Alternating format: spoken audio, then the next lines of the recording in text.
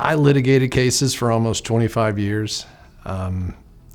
It was always somewhat of a struggle for me, just the whole adversarial nature of the process. I always had in the back of my mind, I need to figure out something else to do. I did a lot of commercial related stuff, construction. One day, the urge, been a huge proponent of mediation, and I finally had talked to a bunch of colleagues and said, I'm gonna go ahead and take the plunge, and I literally stopped litigating cold turkey. Opened up a mediation practice, did some side jobs, worked for a general contractor, but just went full in, put all my chips in the table and said I'm in for a career change. I did kind of dovetail my litigation practice into what I want to focus on in mediation and what I have focused on. A lot of general commercial stuff and emphasis in construction. Really everything but family law, so I had a broad-based general practice, and the people that remember me from that practice that I worked with, I've continued to mediate in all those different genres. I've come up with my own terminology of adaptive. So some people say they're facilitative, some say they're more evaluative.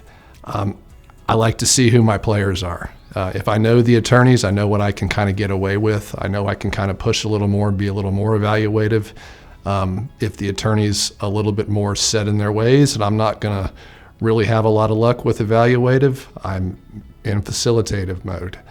But primarily it's to try to really get the clients out of the weeds. We get caught up in the weeds a lot. I don't like to rush it, but I also like to make sure it's more about them than what the attorneys want to try to accomplish in telling me about their case. So try to focus on the clients, making sure that they understand what's going on, and it's really about their day. I think I'm trustworthy. I think I've always had the philosophy. I've worked by the philosophy when I was a litigator. If you're gonna stab me in the chest. I wanna see it coming. I think people know that about me is how I've carried that over into the mediation practice.